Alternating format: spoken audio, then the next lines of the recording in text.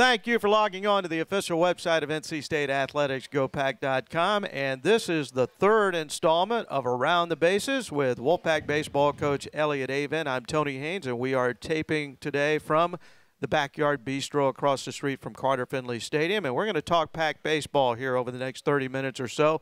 One more thing, by the way, our final installment Around the Bases is coming up on the 24th of April, and you're invited to come down here to Backyard Bistro and enjoy us for lunch. NC State went to Notre Dame over the weekend, dropped 2 of 3, but the Pack in impressive fashion salvaged the final game of the series on Sunday. We'll talk at length about that. State now 15-14 overall, 5-7 in the ACC. Upcoming this week, all home games. UNC Asheville coming in for a 6 p.m. game on Tuesday. Then the Florida State Seminoles here Friday, Saturday, and Sunday. We'll preview that series coming up a little bit later on with Coach Avent. And how was your weekend in South Bend? Well, all I can tell you is be glad that Gary did that trip instead of you. Friday night, yeah, you weren't in Boston 2 years ago for that thing, were you? When it was real cold? Yeah. I've been in Boston when it was real cold to do a doubleheader. So other than the Boston game 2 years ago, which was probably the most miserable game I've ever been in 37 years in college baseball, this was the second most. And, but the wind was howling in from left field, and it was very, very dreary. The sun never came out all day, and temperatures in the 30s, and wind. I don't know what the wind chill was, but it was a bitterly cold night. Not a good night for hitting, but got a little warmer Saturday, a little warmer yesterday, but still brutally cold up in South Bend. See, it depends on your perspective, because the young guys who were doing the ACC Extra telecast, they're Notre Dame students, they were talking about how beautiful the weather had been all weekend. So it just depends on where you live. Well, not where they live, where they were. I got a feeling they were in a press box doing that broadcast. Yes, I understand they were actually not even in the ballpark in a warm studio. So for them, yeah, the weather was absolutely delightful. Yeah. It was 72 degrees. You never like losing a series, but was it really a big win yesterday to avoid that sweep?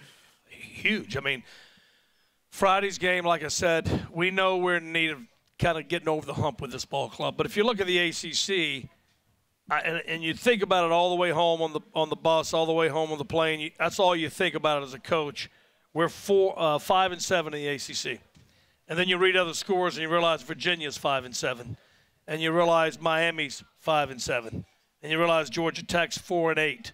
And you realize Florida State's 6-6, and they were ranked #1 in the country 3 weeks ago. You realize there's problems throughout the league. We're all experiencing some of the same things depending on who you play so far and who you've got coming up. And we think you go back to the Wake Forest game, we thought we had a shot to win a ball about 3 feet from going out of the ballpark that would have won that game for us. And then you think about Friday's game that slips away late. And then you think about Saturday's game, which there were a couple opportunities to win that game. It didn't go our way. So, yes, salvaging Sunday was a must, it felt like. And even if you look at that final score, 9-2, it was 3-1 in the bottom of the 8th with first and second. And our catcher, Andy Cosgrove, made an unbelievable play to throw a runner out to third to end the inning on a strikeout. And without that at second and third, now if they get a hit, it's tied up again. And you go back to that pressure of here we go again, where you haven't gotten a win there in close games, and a lot of pressure mounts. So that game, as good as it was to win, was right there to be lost as well. We use the word, as sportscasters, all the time. We use the word momentum a lot in whether it's football, basketball, baseball, any game. You know, that elusive word, momentum. It's not something you can see, but it's something you can feel, and you feel it after a big play. That play in the 8th inning, when it was still a close game, with out on the mound, you had Joe O'Donnell, a little bit of trouble there, and then he gets to strike him out, throw him out, double play at third base. Is that one of those plays that really electrifies the dugout? Yeah, I mean, it's just – I think another couple words for momentum is relaxation and confidence. You know, Joe's kind of been our guy, but yet Friday night he goes out there and he doesn't have it. You know what I'm saying? And he goes out in a tie game and he, walks a couple people, and he's uncharacteristic for Joe O'Donnell. So when he goes out there Sunday, now he's in a similar situation, not impeccable command again, but he gets a strikeout on the ball in the dirt. Cosgrove blocks it. It gets away. It's about as far from the TV. He makes an unbelievable play to throw that guy out. And when the guys come back in the dugout now, you see relaxation. You see confidence. We're going to win this. And what do? We go out and roll 6 runs out. Yeah, exploded there in the top of the 9th inning to pretty much put the game away. Have you found your Sunday starter now in freshman Michael Beeline? You never want to say something that guaranteed, but, we're looking for starters to step up. Like I said, it's been tough without Brian Brown being Brian Brown and basically still in preseason mode. And Cody Beckman breaking his hand, and he was a starter for us. So it's been tough without those two. So we've been searching for starters throughout the season. Corey Wilder not being the Corey Wilder of old after his injury. And Joe O'Donnell after his injury last year, and now in a reserve role, a relief role, as opposed to a starter, which he was last season. So what we've done now is look for guys. Beeline in his last couple outings. Charlotte in front of 7,000 people on last Tuesday, I guess it was.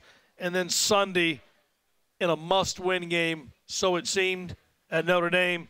You'd have to say the guys have a little confidence in him right now. You go back to that game against Charlotte, and he was so close to getting the win. He only needed to secure one more out, and he was really cruising up to that point. Then he hit a batter, he walked a guy, there's a base hit, and it starts unraveling for him. You've used the word junioritis to describe some of your juniors this year. For pitchers, is there something known as fifth inning-itis, where you got to get that last out or two to pick up the win? I've never thought about that, Tony, but there possibly is. I know for me, I thought about it for me. I wanted to get him that win in his first college start in front of 7,000 people with his parents have driven down from Virginia. If he could pitch under that situation, I thought he deserved to get that win, and that might even give him more confidence, as I was thinking this might be our weekend starter. So I really wanted – so I actually left him out there a little more than I would have in that game against Charlotte because I wanted him to get that W. I don't know if actually he thought about it, but like I said, Sunday he couldn't have been better. He cruised through that first 6 innings and about 60-some pitches. I mean, it was Oral Hershiser-like. Yeah. So efficient. He finished with 93 pitches. I'm not sure you figured he would go 7 innings, but as you said, his pitch count was really great shape through the middle innings of that game. 7 innings, 5 hits, 1 run, and again, 93 pitches and 7 innings of work. That's pretty strong by him, and was it important to get some length out of him yesterday, where you were in the bullpen? Well, Staley, who was in the game that we lost on Saturday, and Staley, like Joe O'Donnell, has been our go-to guy. Staley, threw before the game, and we thought he'd be able to come back Sunday, but he told me his arm felt a little stiff, so I knew he was out. And for the guys that have been getting it done out of the bullpen, you kind of felt like our starter needs to go the length here, and fortunately Beeline was up to the task. He's from Chesapeake, Virginia. Last week in Charlotte, Joey Devine, who was a great pitcher for you here at NC State, and then went on to pitch several years in the major leagues. He told me that Beeline is very polished for a young guy. Is there anything that is something unique to him that stands out about his recruitment that you recall? Not necessarily in his recruitment. He's, when we got him, it was obviously a highly publicized recruit, and you go after everybody's being recruited by everybody on the players you get. Mm-hmm. So nothing unique about his recruitment, but this guy's got he's got a chance to have a pretty good career at NC State. He's got a fastball that sinks and runs pretty good in on right-handed hitters and away from lefties, and he utilized that. Once he just establishes more of a breaking pitch, a third pitch, other than his changeup, he's going to be a force to be reckoned with in this league. All right, let's go back to that 9th inning Sunday. Again, as you said, it was a close game, 3-1 going into the top of the 9th inning, and then the Pack exploded for 6 runs. What did you think about your team's at-bats during that inning?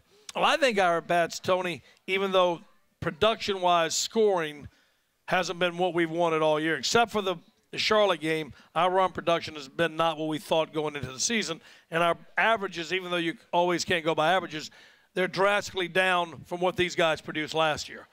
But I think our at-bats the last 3 or 4 weeks have been where we thought they would be the third weekend of the season or the second weekend of the season. So our at-bats have been progressively better, but now we got to get the run production up. Well, the last show we spent a lot of time talking about junioritis and how it may have impacted some of your players, especially guys like Mendoza, Deathridge, and Denan. They were struggling with their batting averages. Are you now starting to see some signs that those guys are starting to relax a little bit more at the plate? Yeah, they're starting to. I think they're getting over. I think they all feel like in their junior year, their draft year. You know, first of all, am I going to get drafted? What Logan Ratledge and Jake Fincher went through. Then if you're Brett Austin and Trey Turner and Carlos Rodon, am I going to be a first rounder, which is millions of dollars, or am I going to be a fifth rounder, which is substantially less? No more than a football player goes through in their draft or basketball player goes through. Are they going to be a lottery pick or are they going to be a third rounder? Third rounder, you're not even guaranteed to be on the team. Lottery pick, your future's guaranteed. So that's a lot of pressure on these guys, and I think every at-bat, they feel like the need to show more power, it's always they're trying to show something other than contact. You know, the strikeout, when you and I grew up, striking out was like a sin. It was something that you would carry home and you couldn't handle striking out. Now, the strikeout is less important. When I hit the ball, I need to show more power. I need to show things that are going to excite the scouts. Of all of those guys, the one who has been scuffling the most is Brock Deatherage, who had a terrific year for you last year as a sophomore.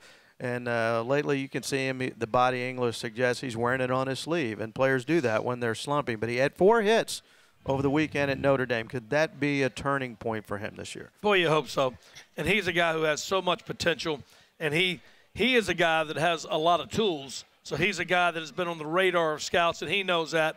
Everyone knows that. So I think he's trying to show more. And in showing more, sometimes you show less. It's always like we said, if you try to take a 300 hitter and make him a 400 hitter, you might get a 250 hitter. You know what I'm saying? So I think these guys always want to do more, and sometimes they press a little bit and really change who they are and how they go about things. But Brock has actually backed off.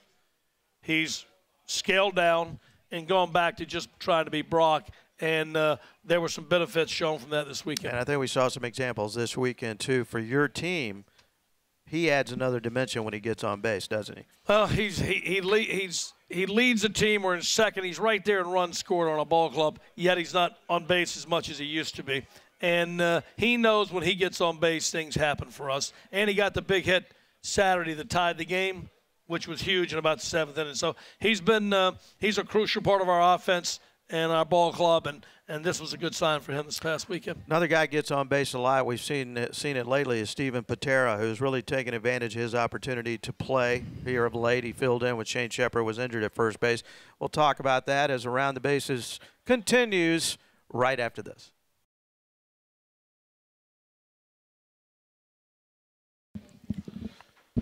All right, here we go. 3, 2, 1.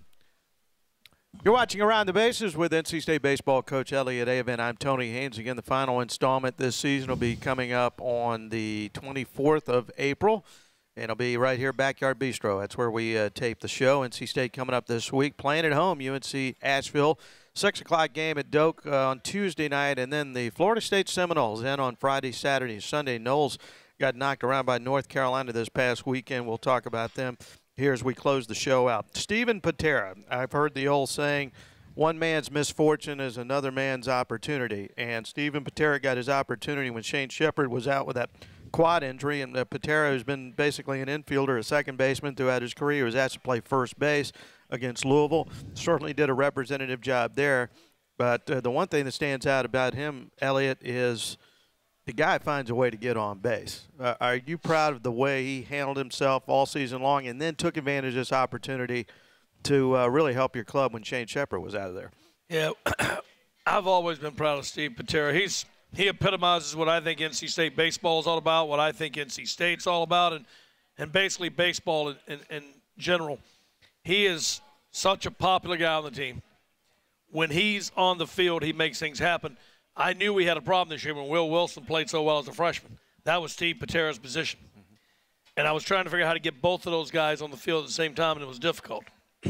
So we found ways to do that by DHing Patera early in the season, and he struggled a little bit, and this game is tough, and he handled it well. He started fighting it a little bit and tried to get better, and but it just didn't seem to go well. He wasn't pressing. It was just things weren't going well. And but we always knew, or I always knew, we need to get him back in the lineup. But yet you can't take Will Wilson out. So we started DHing him again, found ways to get him back in there. And then when Shane goes down with the quad injury, we knew he'd be the shortest first baseman in the history of baseball, but we made that move. And one of the reasons we made that move, I think at the time we looked at stats, and he was 545 in leading off an inning. When he leads off an inning, he was 545. Now we've been in conference play, which makes it even tougher. And I just looked at his leading off an inning at the break. He's 609. Incredible. And that's the nearest guy we got like that's like 435. He's like 200 points higher than anybody we got leading off an inning. And all of baseball knows if you can get that leadoff hitter out, it makes it difficult to score. And so he's been a real spark for us the last few weeks. I mean, that Louisville series, he's on base all the time. I think he led the first inning off all 3 games by getting on base. And in 2 of those games, he was able to score runs in the first inning. When you're playing an elite team, that's always important to try to jump out in front like that. And not that Steven Patera is one of those 350, 360 type of hitters. But one thing that stands out to me, it reminded me a little bit watching him these last few weeks of some of the great hitters we've ever seen. Wade Boggs, Rod Carew, and Tony Gwynn, those people like that. One thing about them that always that you always notice, they didn't mind hitting with 2 strikes. They were comfortable hitting with 2 strikes. Thus, they didn't swing at bad pitches early in the count because they were confident in their ability to understanding the strike zones. But Patera got a little bit of that in him because he's up there for a long time and he sees a lot of pitches. There's no question about that. Not only is he seeing pitches, the rest of our team is seeing pitches, and that's why I've always wanted him in that leadoff spot. And, you know, we had Josh McClain in the leadoff spot for so long because of his speed. He gets on base, and he gets more at-bats in the leadoff spot. But, you know, Josh is a little more aggressive. He's the antithesis of Steve. Both great hitters, but kind of the opposite. And since Steve's been in that leadoff spot, he sees more pitches, much like Jake Weber, a great, great player of 20 years ago here at NC State, who has – let me bring out this distinction. How about this? Jake Weber played 2 years for Coach Tanner and 2 years with me. He got penciled in the starting lineup every game his entire career for 2 different coaches. That's one of the more amazing stats I've ever seen. And Jake Weber, much like Steve Patera, wasn't afraid to go to 2 strikes. He actually told me, Coach, I felt like I had an edge with 2 strikes because I'd seen more pitches, and therefore I was comfortable in hitting whatever he threw. Some hitters aren't as comfortable with that, but Jake was, and so is Steve Patera. So Patera's been the table setter, but then you want some thunder in the middle of your lineup coming up, and Joe Danan has started to create that. 4 home runs his last 6 games. He's got 10 homers on the year. That's 3rd in the ACC. He has only 26 base hits this year, but 10 of them are long balls, so he's punishing mistakes. And he's got this ratio. It continues to get better here of late. He's got a home run every 10.1 at-bats, which I'd have to go back and check Babe Ruth stats, but those are kind of Ruthian numbers. You don't see that very much. Is he now one of those players that you feel like he's creating a little bit of buzz every time he steps into the box? Well, absolutely. I mean, it's a danger threat. You know, whether he does it or not, the pitcher feels like he has to work a little harder because it's Joe Danan, and he hit his 10th home run yesterday. A big 3-run shot in the 9th inning. But earlier, he just missed a home run. I think it was in Saturday's game by about that much, Oppo, and that would have been a big home run for us. But he's done. You talk about Babe Ruth numbers. I don't know about that. He may have Chance Shepard numbers. Chance Shepard did for us last year what Joe was doing for us this year. And from what I hear from Shane, Chance is still doing that. I think he's leading his organization in the minor leagues maybe in home runs early in the season.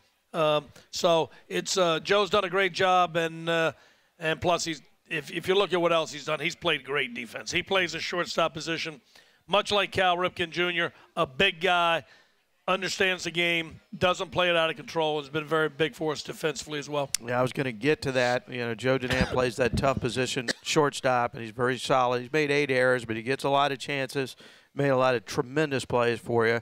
You look at the middle of your infield. They always say you want to be strong up the middle. Well, Will Wilson has been great at second, only 2 errors this year. Then over at third, Mendoza's handled a lot of balls. He only has 2 errors. You look at your teams over the years, the infield defense. Does this group rank among some of the best you've had? Yeah, it's hard. You know, we've had so many good defensive teams when you go back to the days of Jonathan Diaz and Matt Camp, and Joe Danan played third base better than maybe I've ever seen it played his freshman year, and Trey Turner played third base his freshman year. People forget as good as I've ever seen it played because Chris Diaz, Jonathan's little brother was as short. So we've had great defensive teams. I don't try to compare them to each other, but this is a really good defensive ball club. I don't remember seeing anybody at short better than Jonathan Diaz, though.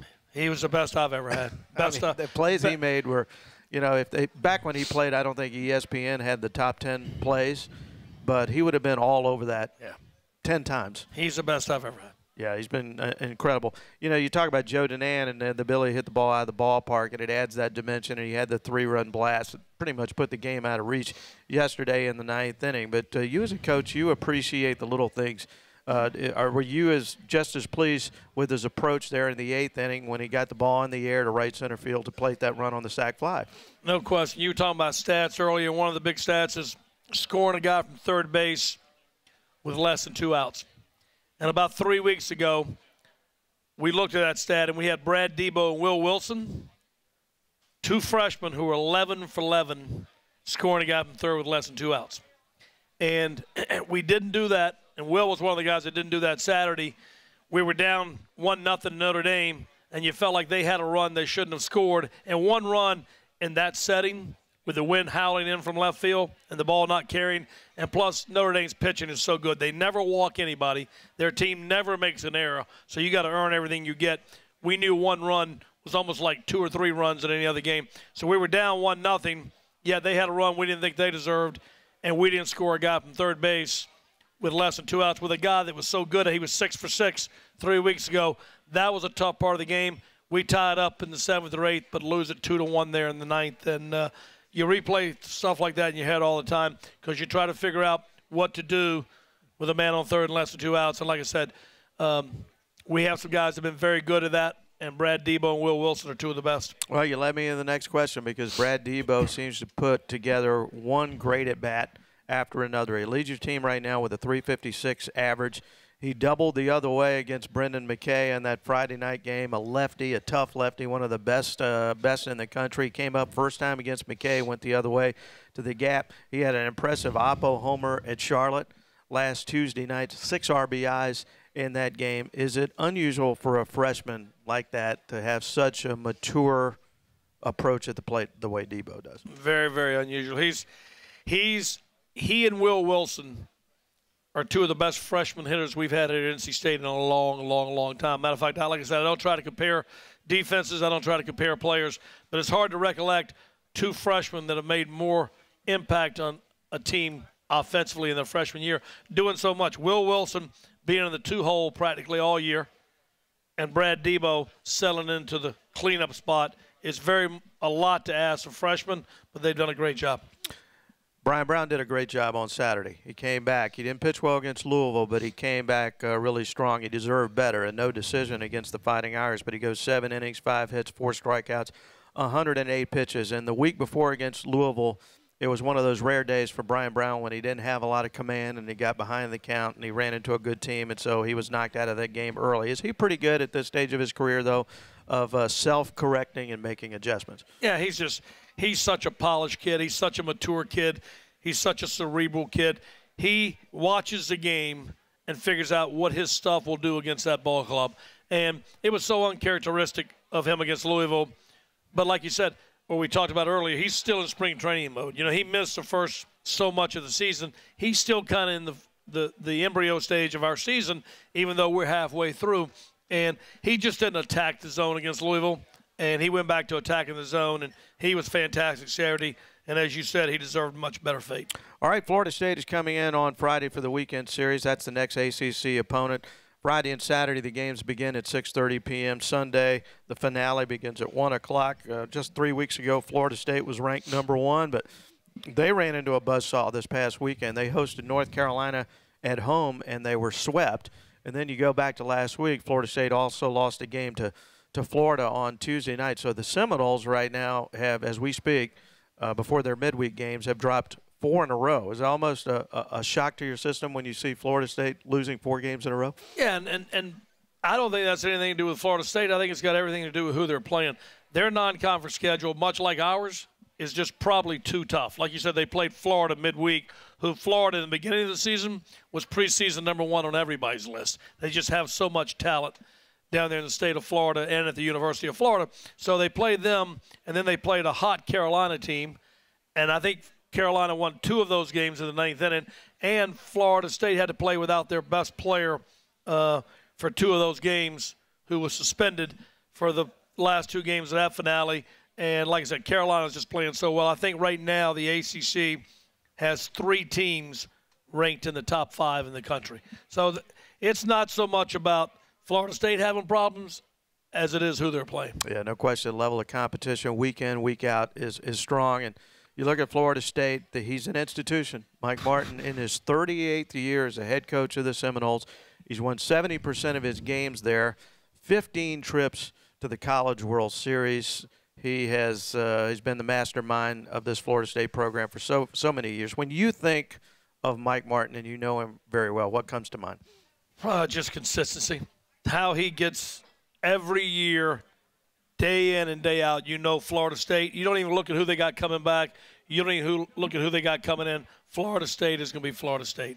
And the consistency of that program, he epitomizes, like you said. He's been there as an institution, and we've talked about that through some of the conversations I've had off the air. Longevity, consistency in a coaching staff, whether it be Bill Belichick at the New England Patriots or right down the road a couple Hall of Fame coaches, one I'm coaching tonight in the national championship game. I think Mike Martin has probably pretty much accomplished that, along with Jim Morris at Miami and other great coaches in this league. But he's just a class act. He does it the right way, and his teams are all very well prepared, and they got talent out the kazoo. I know you're a great storyteller. I understand Mike Martin is a great a storyteller. lot You've been around for some of those? If we get together, it can last all night long.